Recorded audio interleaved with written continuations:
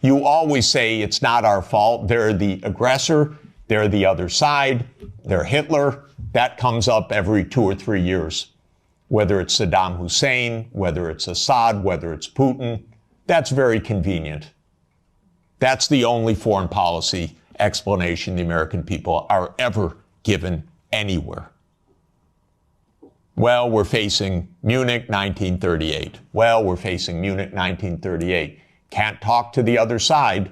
They're evil, implacable foes. That's the only model of foreign policy we ever hear from our mass media. And the mass media repeats it entirely because it's completely suborned by the U.S. government. Now, in 2014, the U.S. worked actively to overthrow Yanukovych. Everybody knows the phone call intercepted by my Columbia University colleague, Victoria Nuland, and the U.S. Ambassador Peter Piot. I can't remember if I told you this or if I only told Washington this, that when I talked to Jeff Feltman this morning, he had a new name for the UN guy, Robert Seri. Did I write you that this morning? Yeah, okay. I saw that. He's now gotten both Seri and Ban Ki-moon to agree that Seri could come in Monday or Tuesday. Okay. So that would be great, I think, to help glue this thing and have the UN help glue it. And, you know, fuck the EU. No, exactly. And I think we've got to do something to make it stick together, because you can be pretty sure that if it does start to gain altitude, the Russians will be working behind the scenes to try to torpedo it. You don't get better evidence. The Russians intercepted her call and they put it on the internet. Listen to it. It's fascinating. I know all these people. By the way, by doing that, they all got promoted in the Biden administration. That's the job. Now, when the Maidan occurred, I was called immediately. Oh, Professor Sachs, the new Ukrainian prime minister would like to see you to talk about the economic crisis. Because I'm pretty good at that. And so I flew to Kiev and I was walked around the Maidan. And I was told how the U.S. paid the money for all the people around the Maidan. Spontaneous, revolution of dignity. Ladies and gentlemen, please, where do all these media outlets come from? Where does all this organization come from? Where do all these buses come from? Where do all these people called in come from? Are you kidding? This is organized effort. And it's not a secret, except to citizens of Europe and the United States. Everyone else understands it quite clearly. Then came Minsk, and especially Minsk II, which, by the way, was modeled on South Tyrolean autonomy. And the Belgians could have related to Minsk II very well. It said there should be autonomy for the Russian-speaking regions in the east of Ukraine. It was supported unanimously by the UN Security Council. The United States and Ukraine decided it was not to be enforced. Germany and France, which were the guarantors of the Normandy process, let it go.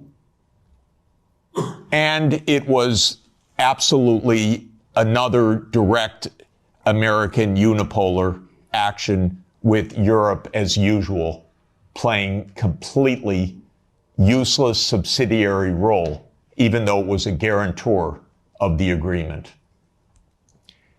Trump won, raised the armaments. There were many thousands of deaths in the shelling by Ukraine in the Donbass. There was no Minsk II agreement. And then Biden came into office. And again, I know all these people. I used to be a member of the Democratic Party. I now am strictly sworn to be a member of no party. because both are the same anyway, and because this is, the Democrats became complete warmongers over time, and there was not one voice about peace, just like most of your parliamentarians, the same way. So at the end of 1991, Putin put on the table a last effort in two security agreement drafts, one with Europe and one with the United States. The U.S. put on the table December 15th, 2021. I had an hour call with Jake Sullivan in the White House begging, Jake, avoid the war. You can avoid the war. All you have to do is say NATO will not enlarge to Ukraine. And he said to me, oh, NATO's not going to enlarge to Ukraine. Don't worry about it. I said, Jake, say it publicly. No, we can't say it publicly. Say, Jake, you're going to have a war over something that isn't even going to happen? He said, don't worry, Jeff, there will be no war. These are not very bright people. I'm telling you, if I can give you my honest view, they're not very bright people. And I've dealt with them for more than 40 years. They talk to themselves. They don't talk to anybody else. They play game theory.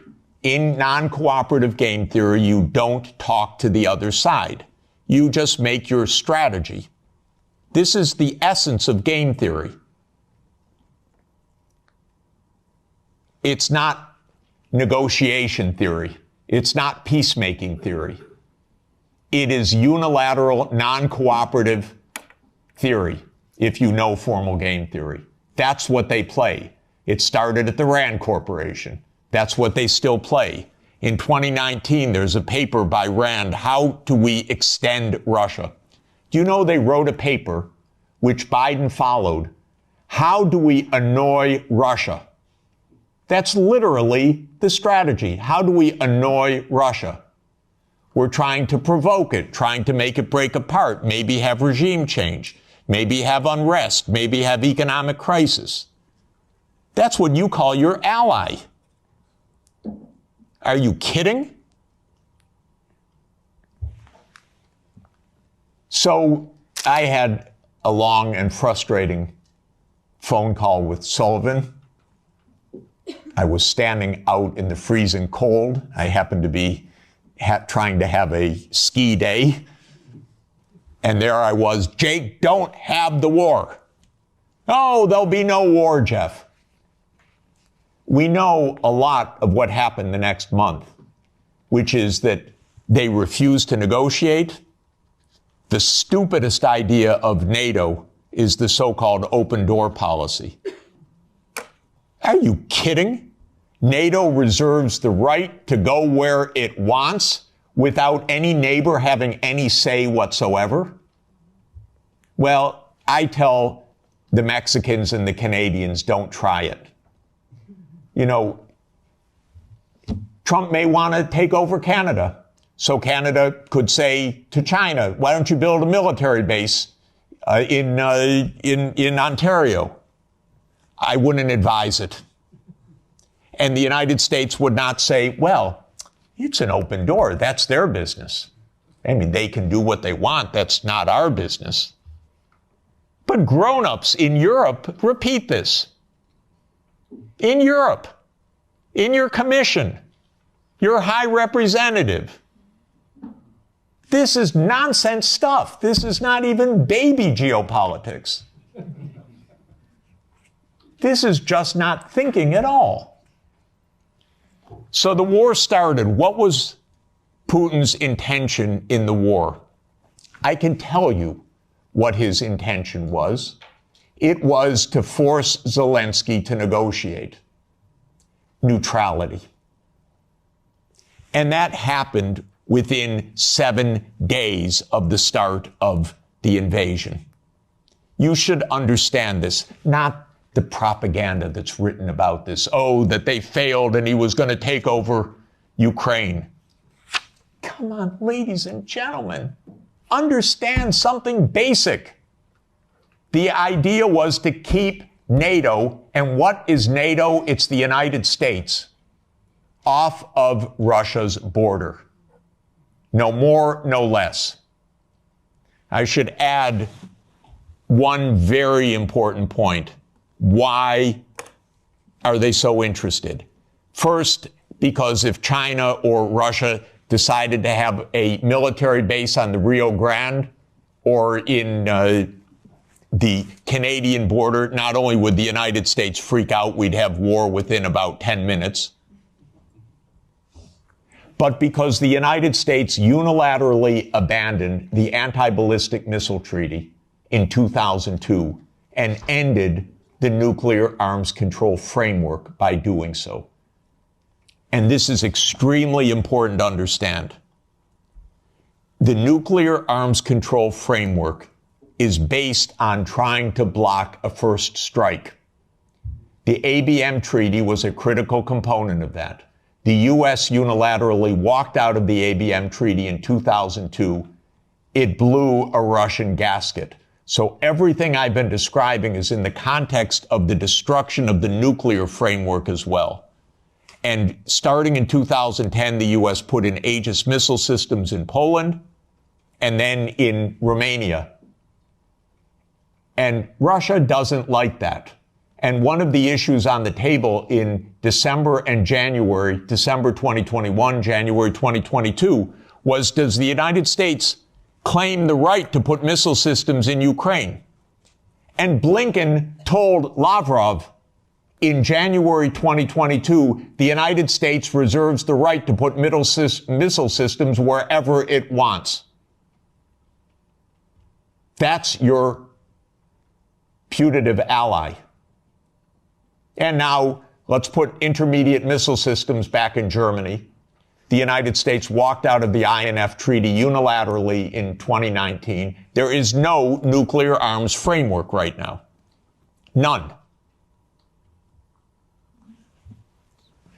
When Zelensky said in 7 days, let's negotiate, I know the details of this exquisitely because I've talked to all the parties in detail.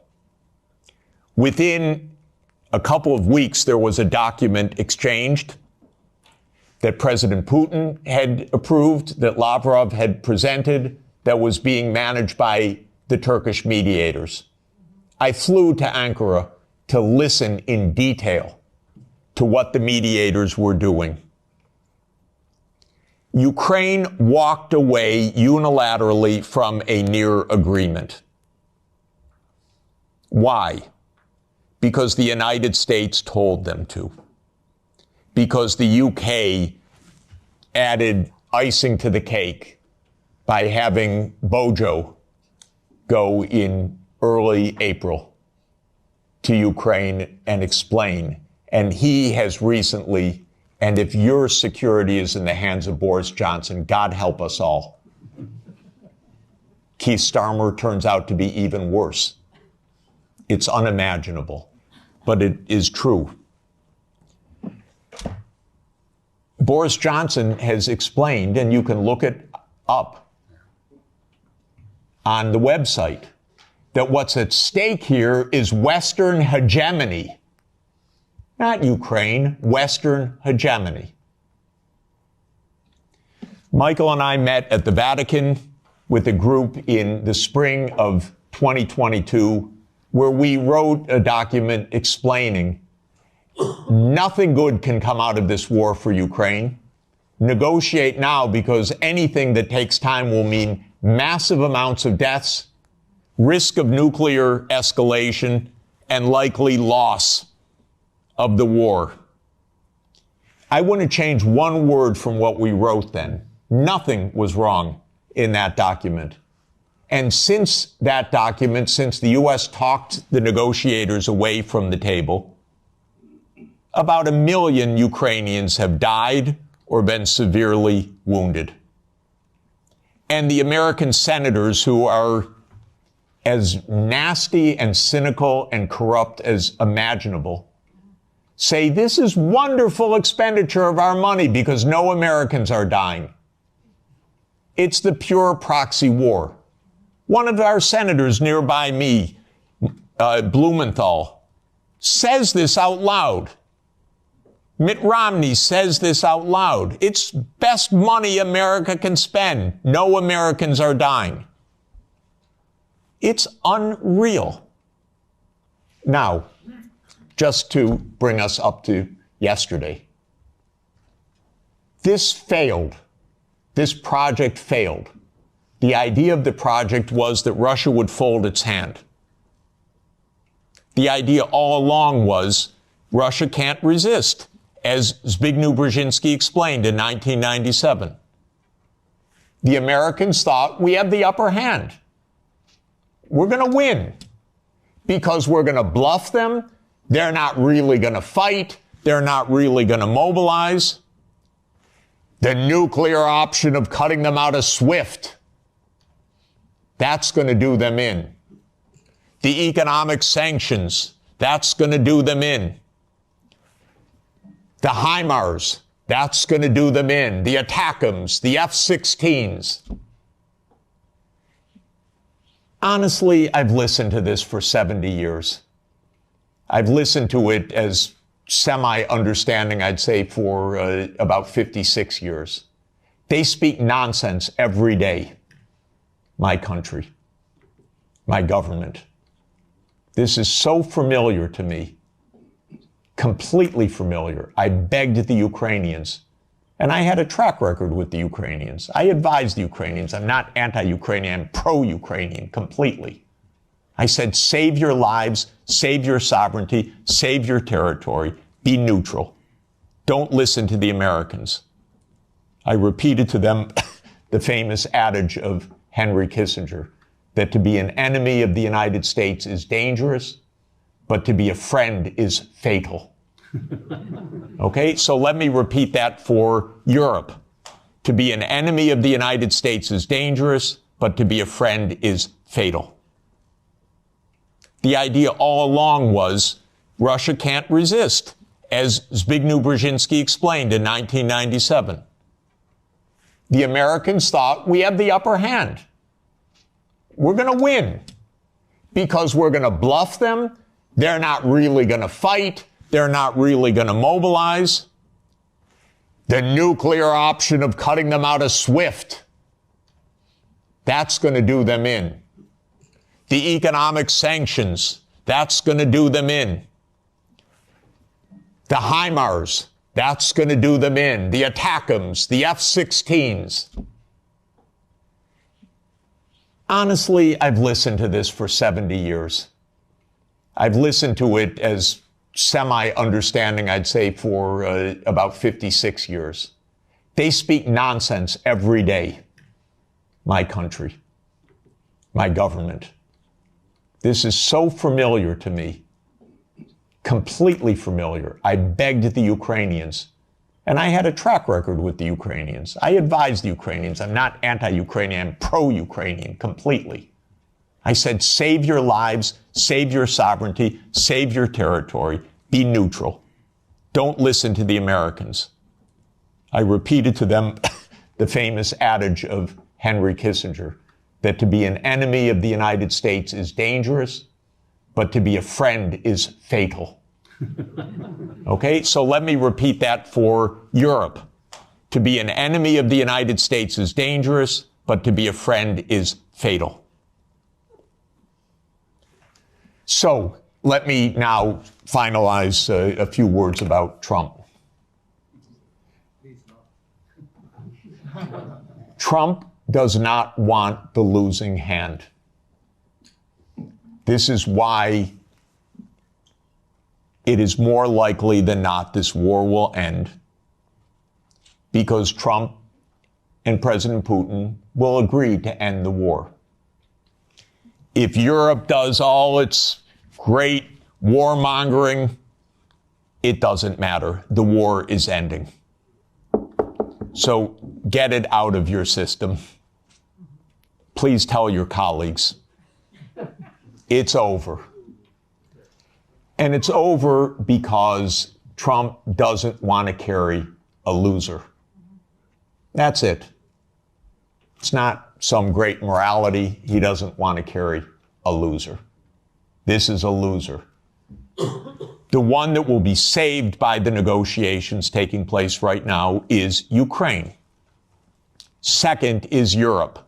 Your stock market's rising in recent days by the horrible news of negotiations.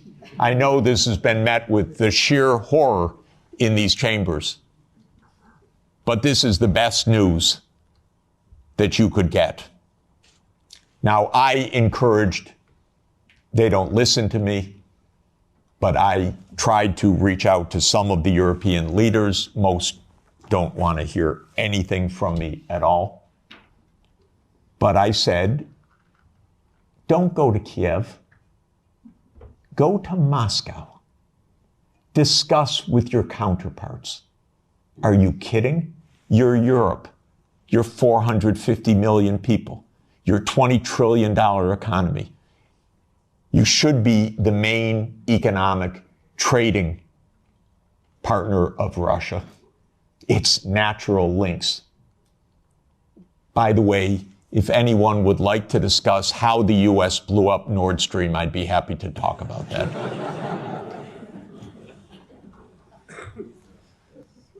So, the Trump administration is imperialist at heart. It is great powers dominate the world. It is we will do what we want when we can. We will be better than a senescent Biden, and we'll cut our losses where we have to. There are several war zones in the world, the Middle East being another. We don't know what will happen with that. Again, if Europe had a proper policy, you could stop that war. I'll explain how. But war with China is also a possibility. So I'm not saying that we're at the new age of peace, but we are in a very different kind of politics right now. And Europe should have a foreign policy. And not just a foreign policy of Russophobia, a foreign policy that is a realistic foreign policy that understands Russia's situation, that understands Europe's situation, that understands what America is and what it stands for, that tries to avoid Europe being invaded by the United States, because it's not impossible that America will just land troops in Danish territory. I'm not joking.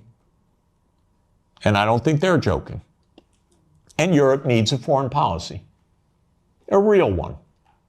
Not a, yes, we'll bargain with Mr. Trump and meet him halfway. You know what that will be like? Give me a call afterwards. Please don't have American officials as head of Europe. Have European officials. Please. Have a European foreign policy. You're going to be living with Russia for a long time. So please negotiate with Russia. There are real security issues on the table.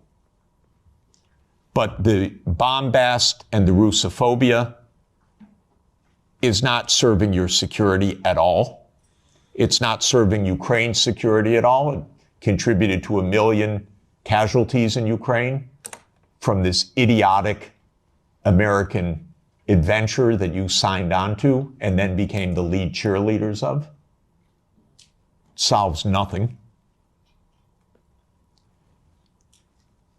On the Middle East, by the way, the U.S. completely handed over foreign policy to Netanyahu 30 years ago. The Israel lobby dominates American politics. Just have no doubt about it. I could explain for hours how it works. It's very dangerous.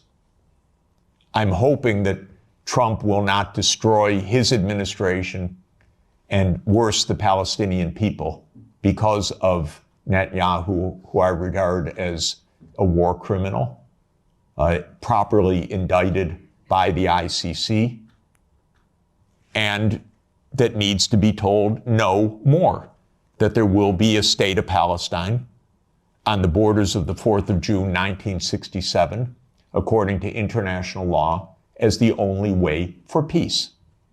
It's the only way for Europe to have peace on your borders with the Middle East, is the two-state solution. There is only one obstacle to it, by the way, and that is the veto of the United States in the UN Security Council.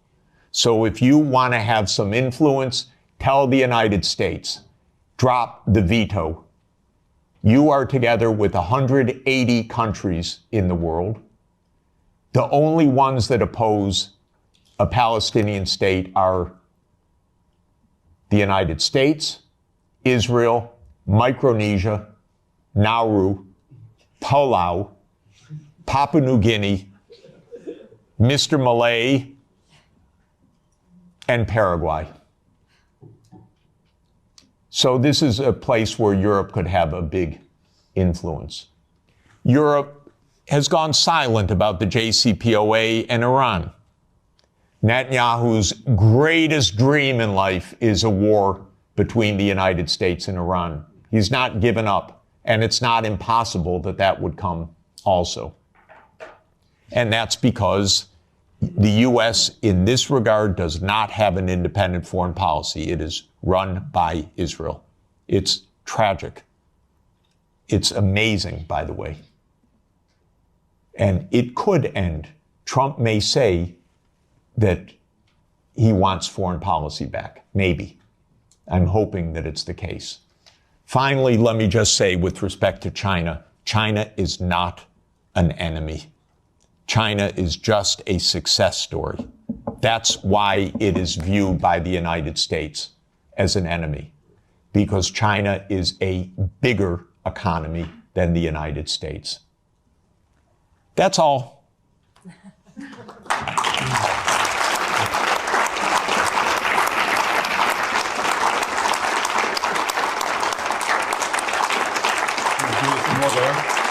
Thanks.